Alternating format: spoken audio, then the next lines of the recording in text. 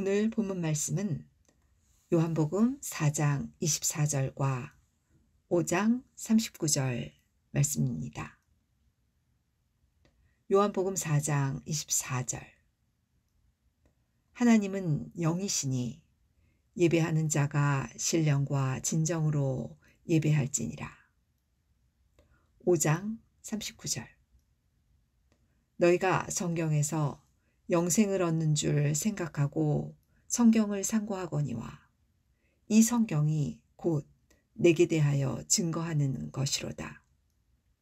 이는 하나님의 말씀이니라. 아멘.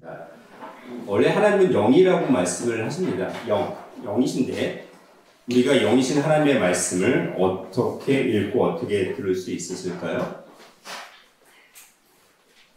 텔레파시가 통했기 때문에? 말씀하셨기 때문에. 영이신 하나님께서 말씀하셨습니다. 말씀하셨는데 말씀하신 이유는 무엇이냐면 영으로 분명히 하나님의 형상인 사람들과 대화를 할 수 있었고 말씀을 선포할 수가 있었음에도 불구하고 인간이 타락함으로 인해서 그 영이신 하나님의 말씀을 들을 수 없게 되었습니다. 타락한 인간이 땅에 처한 그런 육신에 머물렀기 때문에 더 이상 영적인 존재가 되지 못했고 죽음에 이를 수밖에 없는 존재가 되었습니다. 그때부터 말씀을 시작하시게 되었습니다. 구약의 선지자를 통해서 말씀하시고 신약에 이르러서는 예수님께서 보이는 사람, 즉 영이신 하나님이 보이신 하나님으로 이 땅에 오셔서 말씀을 하셨습니다. 그런데 그 영이신 하나님이 이 땅에 오셔서 말씀을 하셨음에도 불구하고 이 땅에 타락한 인류 역사는 그 예수님을 십자가에 못 박게 되어지고 그리고 말씀으로 오신 예수님조차도 믿지 못하는 상황에 이르게 되었습니다.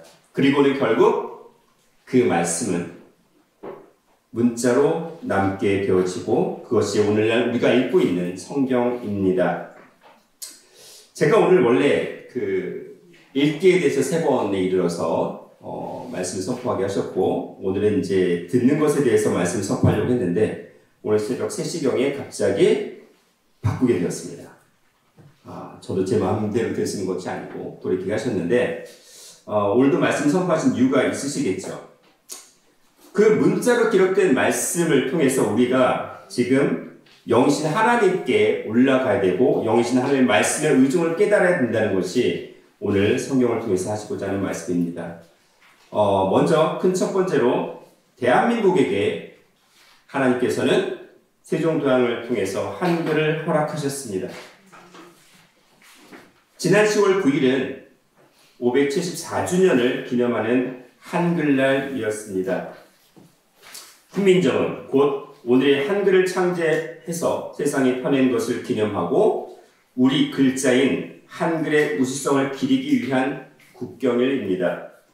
원래 한글날은 1926년도에 시작할 때는 각야날이라고 불렀습니다. 각야날이라고 했던 거는 처음에 한글을 연습할 때에 각야, 거겨 하면서 연습했던 그 의미 때문에 각야날이라고 처음에 불렀다가 1928년부터 한글날로 개칭되었습니다. 훈민정음은 그 뜻은 다 아시는 것처럼 백성을 가르치는 올바른 소리, 백성을 가르치는 올바른 소리입니다. 훈민정음 성음에서 세종대왕은 이 훈민정음을 창제한 까닭을 이렇게 밝혔습니다. 나란말이 중국과 달라 어리석은 백성들이 말하고 싶은 것이 있어도 제 뜻을 펴지 못하는 사람이 많다. 내가 이를 딱하게 여겨 새로 28자를 만들었다라고 말씀하셨습니다. 세종 28년 1446년에 새로이 28자를 반포하신 겁니다. 28자 안에는 자음이 17자, 모음이 11자였습니다. 그런데 지금 우리가 사용하는 한글은 총 몇 자인가요? 24자예요. 그러면 4자가 지금은 사용하지 않고 있다는 겁니다. 원래 한글은 자음, 즉 다서 나는 소리라고 해서 이 입안에 시조나 그 다음에 혀나 그 다음에 경부기 쪽에 영부기 쪽에 다서 나는 소리라고 해서 닷소리라고 자음을 불렀습니다. 그 닷소리는 17개였습니다. 닷소리 17개 중에 옛, 이응, 여린 희응, 반치음이 지금은 사용되지 않아 사라졌습니다. 그리고 홀로 나는 소리, 닿지 않고 홀로 나는 소리인 홀소리, 즉 모음은 총 11개였지만 아레아가 빠져서 지금은 10개만 사용되고 있습니다.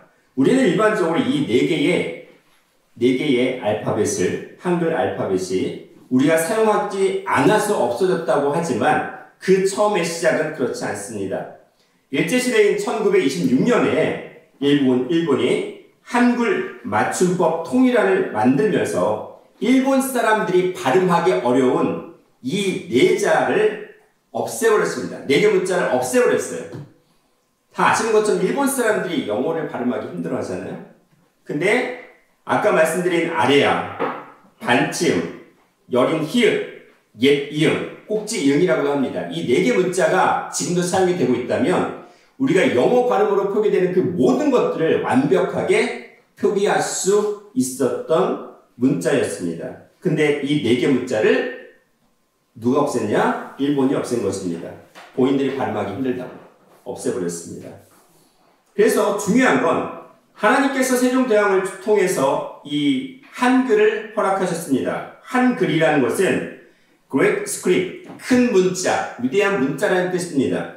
이 문자를 우리에게 허락하셨는데 다 아시는 것처럼 지금 한글만큼 우수한 문자, 알파벳이 없다는 것을 세계 모든 석학들과 전문가들은 계속 얘기를 하고 있습니다.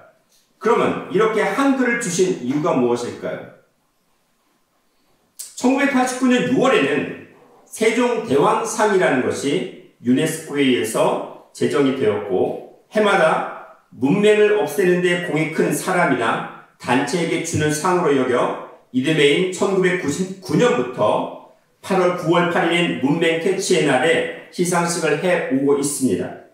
또한 훈민정음은 1997년 10월 유네스코 세계기록유산으로 등록되었습니다. 지금 세종학당이라는 곳이 있는데 한국어 교육을 통해서 문화교류를 활성화하기 위해서 교육기관으로 시작된 곳입니다. 이 세종학당은 2007년 3개국 13개소로 시작하였습니다.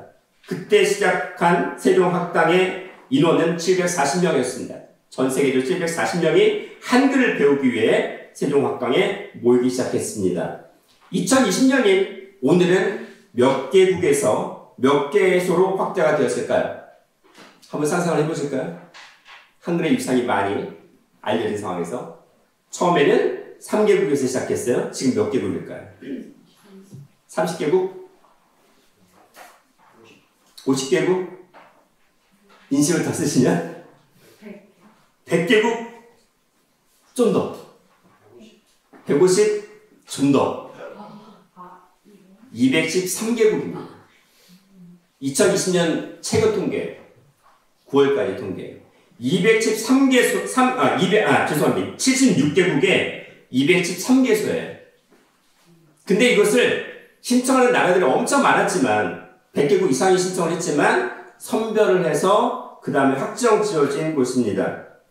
한국어와 한국 문화의 인기가 날로 퍼져나가고 있음을 확인할 수 있습니다. 무엇일까요? 대한민국의 세종대왕을 통해서 한글을 허락하시고 그 한글이 K-팝 또는 한류에 의해서 한글을 세계 많은 사람들이 사모하게 하고 그 한글을 자발적으로 배우게 하려고 한 이 상황을 만드신 이유가 무엇일까요? 대한민국이 국민성이 너무 뛰어나서 어떤 이유가 있을까요? 우리가 다 아시는 것처럼 원래 성경은 모든 사람들이 다 소유할 수 있고 모든 사람들이 다 읽을 수 있는 그러한 책이 아니었습니다. 1400년경 구텐베르크가 마인츠에서 금속 활자를 발명했습니다. 인쇄술 부문에서는 혁명을 일으켰던 사건이었습니다. 그리고는 1455년에 유명한 원세계 라틴어판 구텐베르크 성경이 출판되었습니다. 이전까지만 하더라도 성경은 소수의 귀족과 성직자들이 그것을 독점했었고 그 체계를 무너뜨릴 수 있는 사람은 아무도 없었습니다.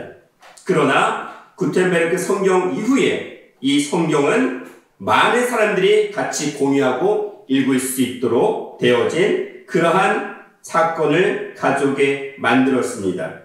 1445년 구텐베르크 성경이 출판되기 전에는 원래 성경 한 권의 가격이 약 50굴덴, 그때 굴덴이라는 단위가 있었는데 이 굴덴이라는 단어는 50굴덴은 조그만 농장 하나를 살 수 있는 그러한 가격이었습니다. 그러나 성경이 출판된 이후로 1500년경에는 60굴덴이었던 그 50굴덴이었던 성경책이 5굴덴으로 전부 다 낮아지게 되었고 원하는 사람은 그 성경을 소유하게 되었습니다. 자, 그러면 금속 활자를 발견했던 이 구텐베르크 이전에 대한민국은 언제 금속 활자를 발명해서 사용했습니까? 직지신경 다 알고 계시죠? 직지신체 요절이라고 합니다. 원래는 물론 더 긴 이름이 있습니다. 원래 이름이 있는데 직지신체 요절은 1377년에 최고의 금속 활자로 발간된 책입니다. 구텐베르크 성경보다 78년이나 빠른 성경이었습니다. 이미 대한민국은 금속 활자를 통해 책을 발간할 수 있는 그런 기술 문명을 가지고 있었던 나라입니다. 여기에 1443년에 세종대왕께서 한글을 창제하시고 1446년에 그 한글을 반포하셨습니다. 금속활자의 기술력에 의해 한글은 널리 퍼져나갈 수 있는 그런 배경을 가지고 있었고 그리고 그 이후 한글 성경이 발간되면서 많은 사람들이 성경을 읽을 수 있도록 그 상황이 만들어졌던 것입니다. 그렇다면 왜 하나님께서는 대한민국의 최고의 금속 활자를 발간할 수 있는 기술력과 그리고 그 이후 세종대왕을 통해서 한글, 세계에서 인정받고 그리고 모든 사람이 인정할 수밖에 없는 가장 과학적이고 합리적인 한글을 주셨을까요? 무슨 이유에서? 원래 한글은 세종대왕이 창제한 것이 아닙니다. 세종대왕 조선왕조실록인 세종실록 102권과 103권 113권에 보면 기자, 방, 고전이라는 말이 있습니다. 그 문자는 즉 한글은 옛 문자, 고대 문자를 모방해서 만들었다는 기록이 최소 3군데 이상 기록이 되었던 것입니다. 세종실록 102권 외에 세종실록 103권은 최만리 상소문으로 유명하며 세종실록 113권은 정인지 서문으로 유명합니다. 이들이 계속 3번에 걸쳐 그 문자는 옛 문자를 참조해서 모방해서 만들었다라고 기록을 하고 있습니다. 지금의 한국 학자들은 그것을 무시하고 있지만 분명히 세종실록에 기록된 기록입니다. 우리는 이것을 통해서 세종대왕이 한글을 창제했다는 그 사실을 부인할 수 없지만 세종대왕이 창제했던 그 한글의 뿌리가 있었다는 것에 대해서는 또한 부인할 수 없는 사실이라는 겁니다. 저는 이것을 단군 3세인 가르게에서 창조된 가림토 문자 정음 38자라고 추정하고 있습니다. 그 문자와 형태가 그리고 그 의미들이 너무나 유사한 것들이 많이 있기 때문에 많은 제야사학자들이 가림토문을 두고 그 옛 문자라고 얘기를 하고 있습니다. 이 가림토문은 고대 히브리어와 되게 유사한 알파벳입니다. 예를 들어서 히브리어에 담이라는 글자가 있습니다. 담은 우리가 얘기할 때에 우리나라에 남겨진 말 가운데 담이라는 말이 또 있습니다. 특히 한연에 갈 때에 가는 이유가 있죠. 담이 어떻다고요? 담이 결렸다는 말은 일반적으로 이 담이라는 말이 피라는 말이에요. 피와 물을 의미하는 담인데 한의학적인 의미에서 그 담이 결리다는 건 혈액순환이 되지 않아서 염증이 생겼다라는 의미를 가지고 있습니다. 히브리어의 담이 피라는 얘기예요. 히브리어의 담이 피라는 얘기입니다. 담과 담 그대로 발음과 의미까지 똑같습니다. 우리가 다 아시는 아멘이라는 말이 있어요. 아멘. 무슨 말씀이죠? 무슨 의미죠? 그렇게 될 줄로 믿습니다. 우리나라에 어떤 단어로 남아있을까요? 아멘. 아만. 예, 아만. 암. 예, 아만. 암. 그렇고 말고라는 의미죠? 그리고 또 방언에서는 하몬이라는 말이 있어요. 하몬. 예. 그게 전부 다 아멘과 동일한 의미예요. 그 어근이 그대로 남아있습니다. 우리가 태어난 지 1년이 되면 무슨 잔치를 하죠? 돌잔치를 하죠. 돌잔치. 자, 돌이라는 개념이 원래 1년이라는 개념이 아니라 한 번 돌았다는 개념, 순환이에요. 원래. 그래서 돌이라는 개념은 1년이 될 수도 있고 10년이 될 수도 있고 100년이 될 수도 있고 또 1000년이 될 수도 있습니다. 그게 돌이에요. 그런데 이 두르다는 개념의 히브리어가 역시 돌입니다. 돌. 우리가 신명기 30장 7절에 이 돌을 도르라고 해서 그렇게 도르라고 발음하고 있습니다. 도르라고 발음하는 걸 돌이라고 발음을 하기도 합니다. 또 한 가지 더 말씀을 드리겠습니다. 우리가 아빠 또는 아비라는 말을 많이 씁니다. 무슨 말이죠? 아버지. 예, 애비라는 말도 많이 쓰죠? 아비라는 말도 씁니다. 히브리어에서 아버지에 대한 말이 아브라고 하는데 나의 아버지라는 말의 의미는 아비라고 합니다. 한 가지만 더 말씀을 드리겠습니다. 욤이라는 말이 있습니다. 욤은 날이라는 뜻이에요. 낮이라는 뜻이에요.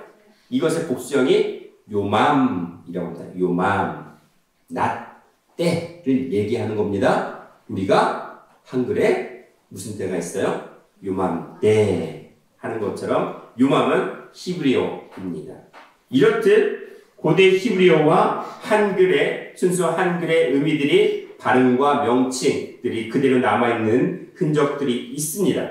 한글의 뿌리 자체가 가림토를 통해서 고대 히브리어와도 연결이 되어 있다는 것을 추정할 수가 있습니다. 자, 큰 두 번째로 영이신 하나님은 말씀으로 낮아지셨습니다. 영이신 하나님이 말씀으로 낮아지셨습니다.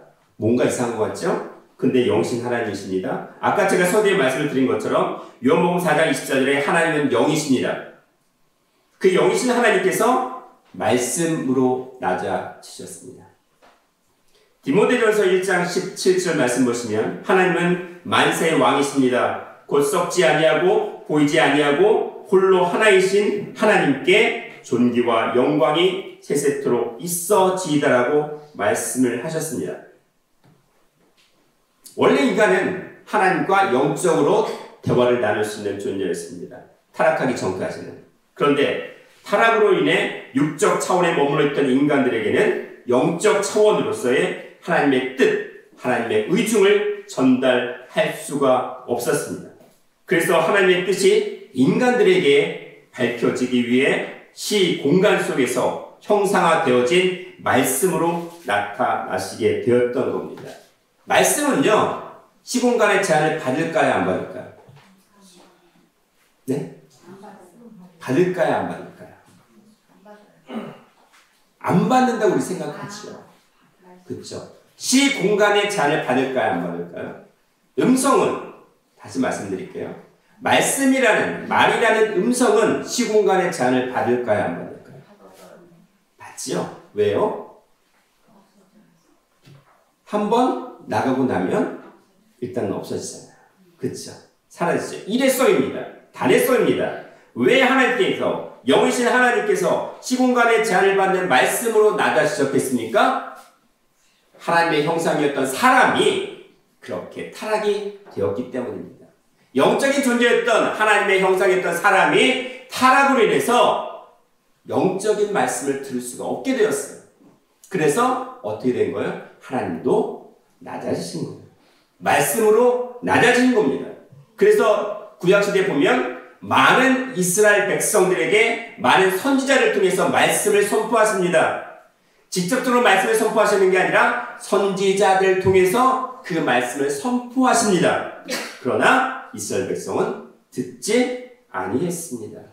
요한복음 1장 1절 3절 말씀 보시면 태초에 말씀이 계시니라 이 말씀이 하나님과 함께 계셨으니 이 말씀은 곧 하나님이시니라 라고 되어 있어요. 아까 요한복음 4장 24절에 하나님은 영이라고 말씀하셨는데 요한복음 1장 1절에서는 그 영이신 하나님이 뭐라고요?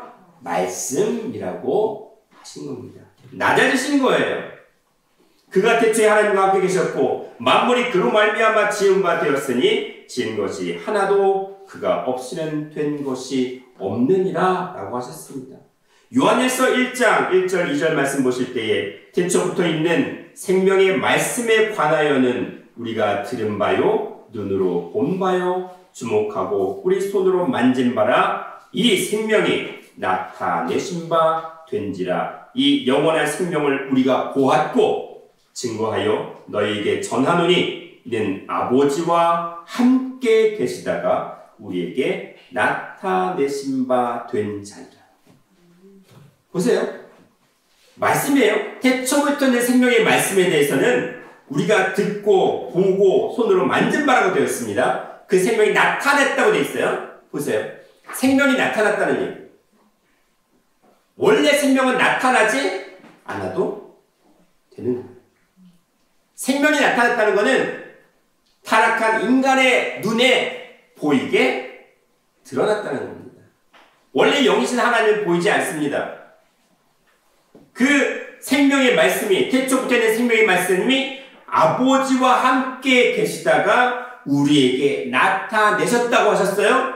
그럼 본질은 뭐라는 거예요? 아버지예요. 영이신 하나님 아버지인데 그 영이신 하나님 아버지의 말씀을 듣지 못하니까 어떻게 하신 거예요? 낮아지신 게 바로 태초의 말씀이라는 겁니다.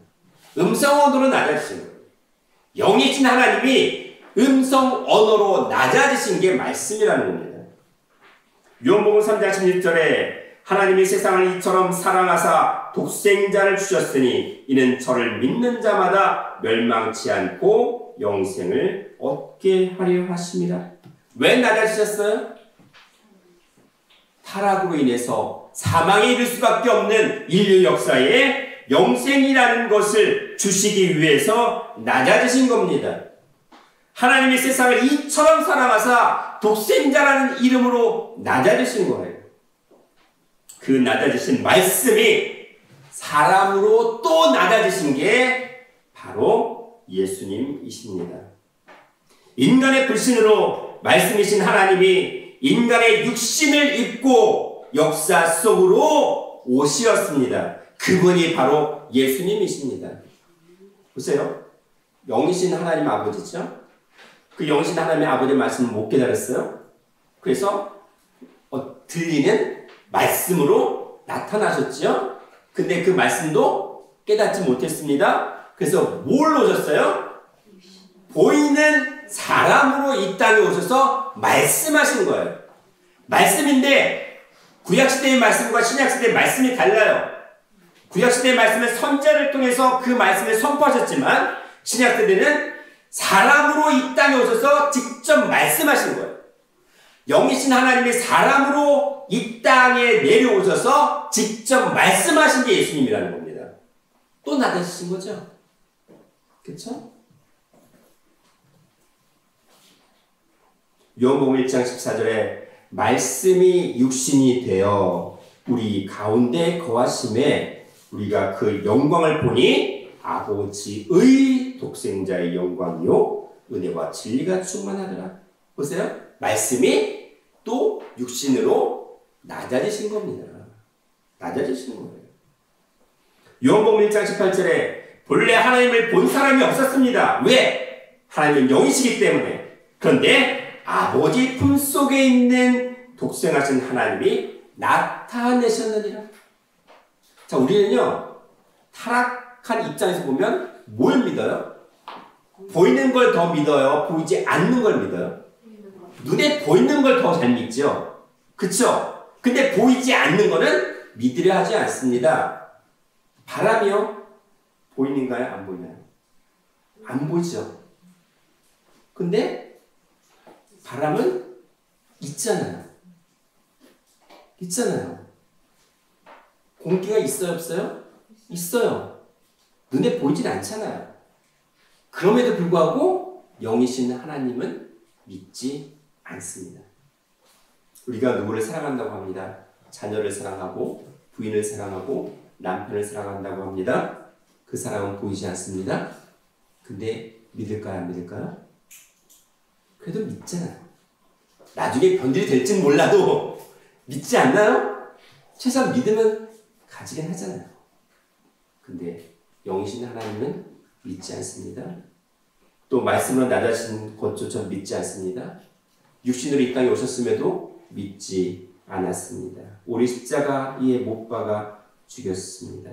그러나 그 영이신 하나님은 아버지라고 계속 말씀하십니다. 우리 가운데 오신 그 육신이 아버지의 독생자의 영혼이다. 원래 하나님의 본 사람이 없는데 아버지 품속에 있는 독생하신 하나님입니다. 뭐예요? 그 영이신 하나님의 원래 이름은 부르기를 원하시는, 부름받기를 원하시는 그 이름은 아버지라는 얘기예요. 빌립보서 2장 6절에서 8절 말씀 보실 때에 그는 근본 하나님의 본체시나, 자, 그는, 예수님은 하나님이에요. 본체시에요. 하나님과 동등됨을 취할 것으로 여기지 아니하시고 오히려 자기를 비워 종의 형체를 가져 사람들과 같이 되었다. 사람으로 모양으로 나타나셨다라고 하셨습니다. 자기를 낮추시고 죽기까지 복종하셨으니 곧 십자가에 죽으십니다. 원래 영신 하나님이십니다. 예수님은. 근데 그 영신 하나님이신 예수님이 자기를 비워 종의 형체, 사람의 형체로 이 땅에 오셨습니다. 사람의 모양으로 나타나신 거예요. 자기를 낮추셨다는 겁니다. 사람으로 낮추셨어요. 영이신 하나님이 말씀으로, 말씀이신 하나님이 사람으로 낮아지셨다고 하신 겁니다. 하지만 그 예수님 안에는 모든 신성의 충만이 거한다고 골로새서 2장 9절에 말씀하셨습니다. 그 세 번째로 낮아지신 말씀이 기록된 말씀인 성경으로 나타났습니다. 낮아지신 말씀이 성경으로 나타났습니다. 아까 제가 훈민정음을 얘기할 때 백성을 가르치는 바른 소리라고 말씀을 드렸죠. 훈민정음이라는 뜻이 그래요. 근데 훈민정음의 자음과 모음을 창제한 원리는 딱 세 가지예요. 아신 분이 많을 텐데. 천, 지, 인이죠. 천은 하늘, 지는 땅, 인은 사람입니다. 보세요. 근데 그것을 우리 모음에만 해당이 된다고 얘기를 하시는 분들인데 자음에도 그대로 해당이 됩니다. 천은 우리가 동그란 하늘에서 점으로 아래아로 얘기를 했고요. 그리고 그 땅은 평평한 땅, 의죠. 그리고 그 다음에 땅에 있는 사람, 이는 이로 기록을 했어요. 거기에다가 이 아래아, 동그란 하늘 점을 어디에 붙이느냐에 따라서 아가 되고 야가 되고 또 오가 되고 우가 되고 그렇잖아요. 모음을 형성하는 원리제예요. 천지인이죠. 보세요. 하늘이 사람으로 땅에 내려온 게 천지인입니다. 원래 그래요. 자음을 볼까요? 자음은 원방각에 의해서 자음이 만들어집니다. 원은 원이에요. 동그란 하늘입니다. 그리고 방이라는 거는 사방할 때 네모예요. 네모는 이 땅을 얘기합니다. 그리고 각이라고 하는 거는 세모 표시예요. 세모 표시, 이거는 사람을 얘기합니다. 이 사람의 세모 표시에서 시옷이 나오고 사람 입자가 나오기도 합니다. 그러면 원방각 역시 뭐예요? 천지를 얘기하는 겁니다. 세종대왕이 창제했던 자음과 모음 28자는 전부 다 하늘과 땅과 사람을 나타내는 기본 원리인데, 한글이 원래 시작했던 기본 본질은 무엇이냐? 한글을 통해서 이 성경이 기록되고 선포되어지고 또 많은 사람들에게 또 선포되어지길 바라시는 하나님의 의도는 무엇이냐? 원래 하늘이었던 영이신 하나님의 말씀이 사람으로 어디에? 땅에 내려오셨다는 겁니다. 한글을 통해서 하나님의 말씀이 선포되어지기를 바라신다는 겁니다. 이 작은 대한민국 땅에서 미국을 제외하고 세계의 선교사를 파생한 2위 국가입니다. 인구 비율로 따지면 1위 국가예요. 불가능한 일입니다. 이 작은 대한민국 땅에서 하나님을 선포하는 선교자들, 순교자들이 계속 나타나지고 있습니다. 그것은 한글을 통해서 선교하게 만드시려고 하는 하나님의 뜻이 담겨져 있지 않았겠습니까? 하나님께서는 하늘을 알고 사람을 알고 땅을 정확하게 올바르게 아는 이치를 세종대왕을 통해서 백성들과 공유하고자 하셨던 게 아니겠습니까? 성경은 하늘의 소리인 하나님의 말씀을 하나님의 백성에게 정확하고 올바르게 가르치는 영생의 말씀입니다. 오늘날 말씀의 역사는 기록된 말씀인 성경을 통해서 이루어지고 진행되고 있습니다. 하나님의 말씀으로 구약과 신약에 나타나셨지만 이제는 구어적인 말씀, 그러한 음성의 말씀의 단계가 아니라 문자적인 단계로 더 낮아지신 겁니다. 말씀으로 오셨던 예수님을 소개하고 증거하는 성경은 참 하나님과 예수 그리스도를 알게 하는 유일한 수단으로서 하나님의 말씀이 되는 것입니다. 이 기록된 말씀인 성경만이 하나님의 생명을 전달하고 그리고 그것을 선포하는 최종적인 통로가 되었던 것입니다. 요한복음 5장 39절에 너희가 성경에서 영생을 얻는 줄 알고 성경을 상고하거니와 이 성경이 곧 내게 대하여 즉 예수에 대하여 증거하는 것이로다.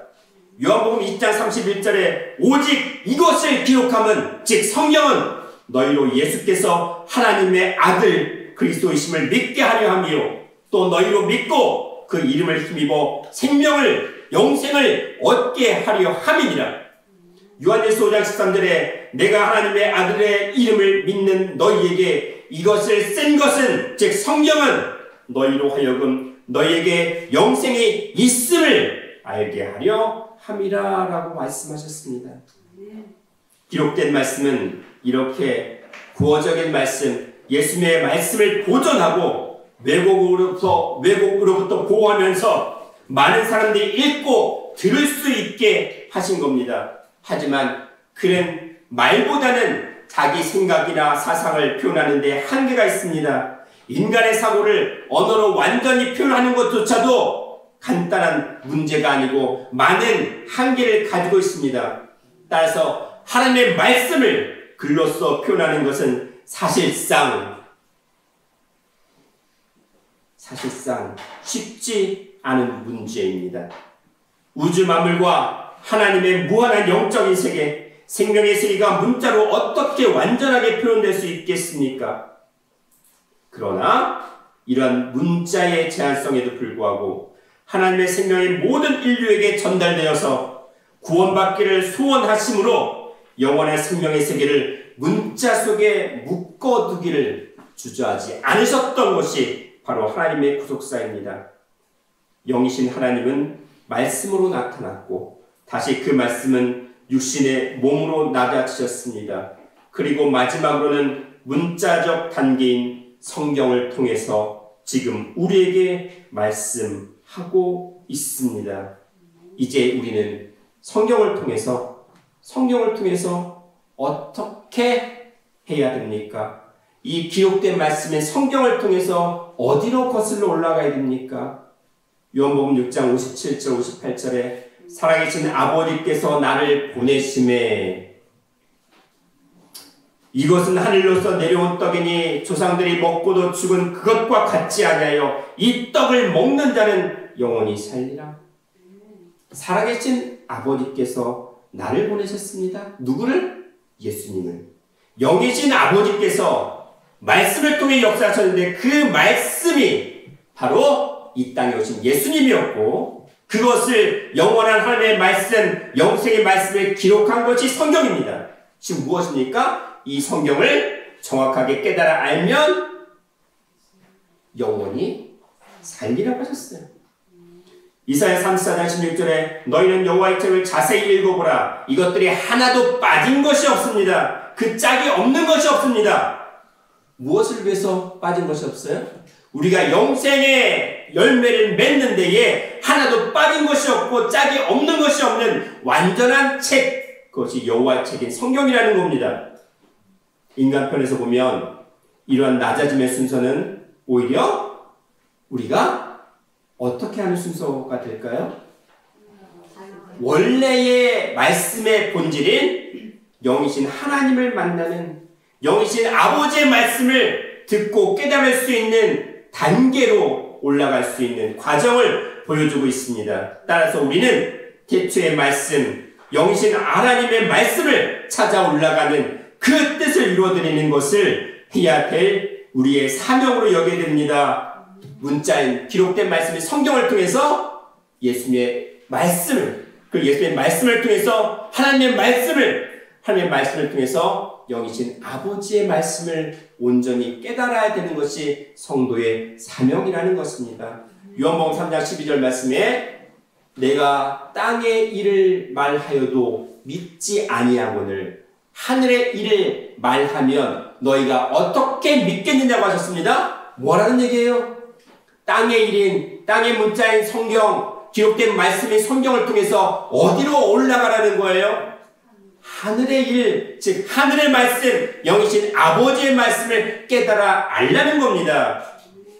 태초의 말씀이 계셨습니다. 그 말씀 안에 생명이 있었다고 요한복음 1장 1절에서 4절에 말씀하셨습니다. 그 생명은 무엇입니까? 요한복음 6장 63절에 살리는 것은 영이라고 했어요. 영. 그럼 우리가 기록된 말씀의 성경을 통해서 어디로 올라가야 된다고요? 영의 단계로 올라가야 되는 겁니다. 우리가 어릴 때는 뭐 한다고 해요? 우리가 그 교육에 있어서 그런 말이 유행했던 적이 있습니다. 무슨 교육? 높이 교육. 뭐 한다는 얘기예요? 초등학생이면 초등학생 수준 낮아져서 거기에 맞춰서 교육을 한다고 하잖아요. 사람도 그 얘기를 합니다. 근데 창조자 하나님께서 어떻게 하신 거예요?